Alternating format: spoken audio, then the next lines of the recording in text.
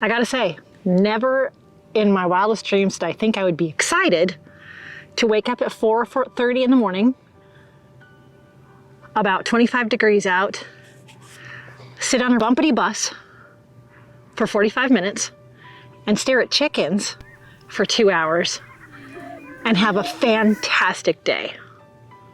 Enough said. And we're done. I kind of knew myself what I was looking forward to, kind of, but not on the scale that we saw. Yeah. It was amazing. It's dark. I mean, okay, I have to rewind a little bit. We're sitting here in Nebraska at Lake Maloney, something like that. Yep. Lake Maloney.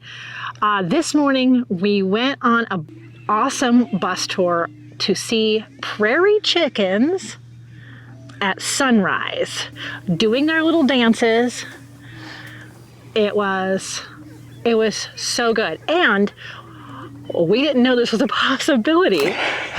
If you saw our previous video all about the Sandhill Cranes, when we were booking the Sandhill Cranes trips, we saw that they also, let's offered a prairie chicken morning. Like, okay, I guess we'll try that.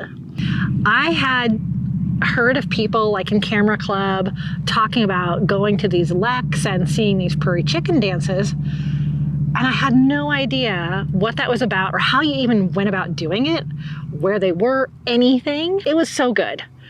It was. It was, okay. Okay, we get there in the dark and we're on buses as a blind. They're heated, they're quiet because they have a quiet heater in there.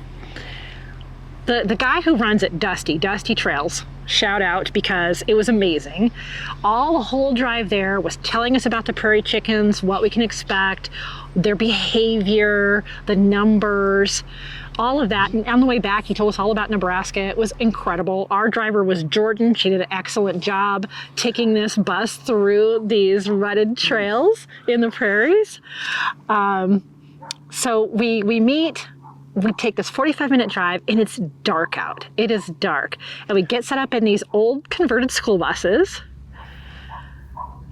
and we're all just quiet. There's a bus full of them. We could have gotten a photography blind for just a few dollars more, and we saw them right there, but we thought we want to see the whole lek.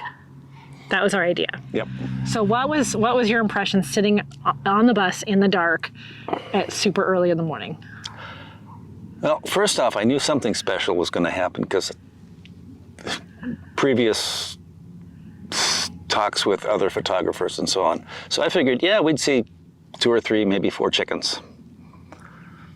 Nah, you get there, it's dark. There's no wind, it's absolutely still. A lot different than yesterday. Oof, so windy. And then you kind of start hearing them.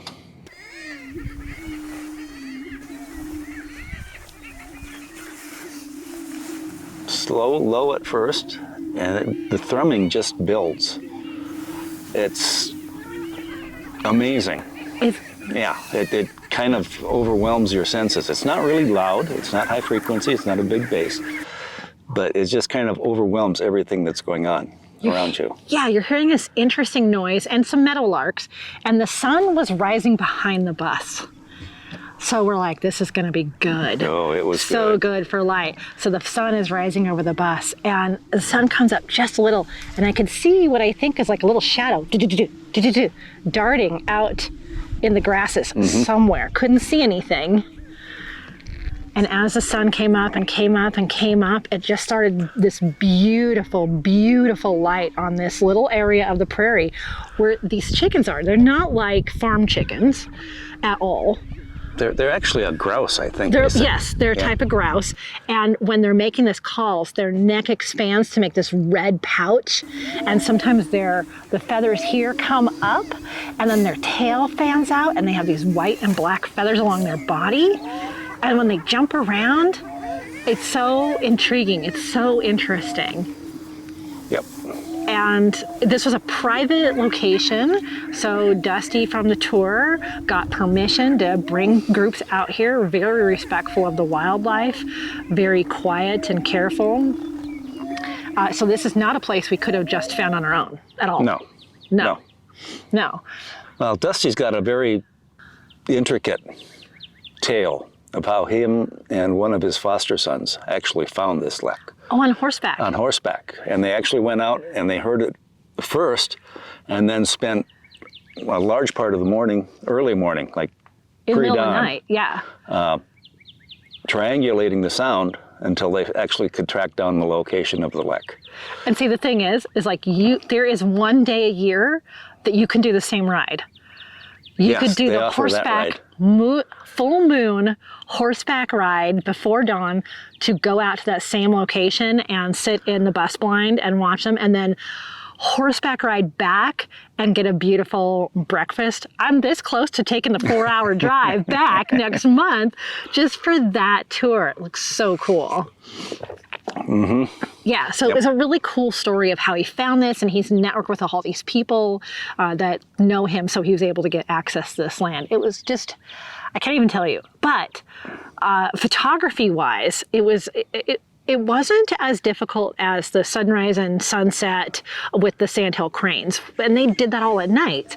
So the prairie chickens are out there before dawn, but they're also out there way into the morning. Yeah. So the light got better and got better and got better. But in the morning, in the very early morning, so I was using the A1, Steve's got the A7R4, and we both were set up with our 200 to 600. But the problem is this ranges between 5.6 and 6.3 is the minimum aperture. And so I ended up taking out the 70 to 200 because it's 2.8, and I would get some wider shots, and I was able to get, and this has 50 megapixels, so I could crop in. Mm-hmm. So just so I can get some pictures, because they said we would be there for a couple of hours, but I don't know, you just want to start off taking pictures, you know? So I started off with this for the first, at least half an hour, half an hour. And then as it got light enough, I went ahead and put the longer lens on, because although they were close, they were still just far enough away, and they're small. They're not huge. No. They're like 1.5 pounds, he said. Maybe 2 pound bird. They're small. Less than 2 pounds. Yeah, so it was good to have this. I could see the advantage of doing the blind, because you're lower to the ground, but you'd have to almost wait for them to get right in front of your blind, I guess. No, they had a pretty good view. Well, they've got a good view, but there were still tufts of taller grass. Yes. That would be more of an issue with the blinds. That's true. But yeah, the low shots would have been pretty amazing. That would have been. And next time we'll do the blinds. Next time we'll do the blinds. It's only 4 hours from the Denver area, so really not bad. We drove here in just an afternoon. Yeah. Easy drive across Colorado, just into Nebraska. As far as on the bus, so once you get there, there's a second bus for a blind. So we could have had our big bag of gear. We wanted to be very quiet and dark during that first twilight, so we wouldn't distract them at all. So you want to make sure your camera gear is dark, the GoPros are dark, things like that. So we ended up bringing this bag, just the messenger bag, which I had GoPros in, I have extra batteries in and extra cards.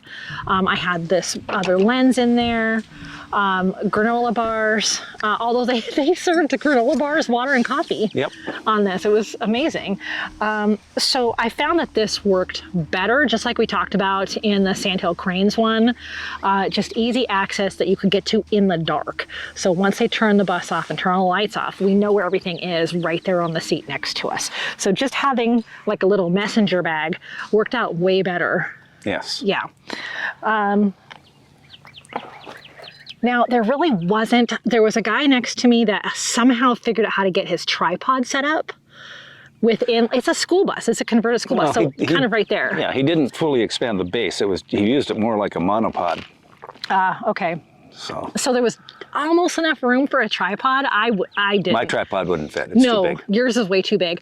We almost brought the sandbag that you go over the door frame, and that would have been perfect actually, because I hurt my hand a bit trying to rest my hand on the window of the bus, because we were able to open the windows, in which case I just swiveled this arm up and down on the lens. So sometimes I had it down here, sometimes up here. So that helped. I'd put my hat on the window, my coat sleeve. How did you combat that? I had a hand, I just sat the camera directly on the top of the window. Oh, did you? Yeah. Okay. Yeah, I should have tried that. Yeah. So that would be something to bring too, is maybe a little sandbag to put on the bus window, I would think, or get one of the photography blinds, and it's big enough for 2 people and all your gear. So that's some gear considerations. We weren't able to set up this nice video camera, so all of my footage is either like a little bit on my phone or from the GoPro or stuff we got actually on the big cameras, which I think is really cool. If we caught some behavior close up on these, and then I have a cool view with the GoPro on top of my camera. I have a little hot shoe mount for my GoPro, which the best part of that, one thing we didn't bring that I thought I should bring was my field recorder to get the sound. It ended up not being too much of an issue because everyone on the bus was pretty quiet for a lot of time. They were quiet and not moving around. They were all the people kind of glued to the windows. Yeah, the people were really good about that. Whereas like, I think a little bit in the crane blinds, we could hear people shuffling on the floor and hitting their tripod accidentally because it was pitch black. Well, pitch black and everybody's waiting. And everyone, and then there's the moment was gone. Moment, I know. So watch that video for sure because that was shocking.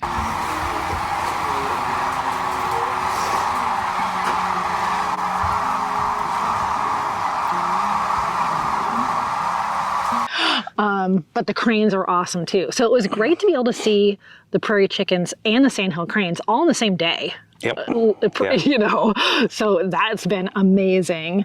But if you want to really get a good recording of the sound, I would say a really good shotgun mic or just a field recorder that you could put kind of at the window occasionally to get that sound nice and clean, because there is no other sound out there, which is nice. The meadowlarks, but otherwise, there's no cars. They turn off the buses. The buses just have these nice quiet heaters.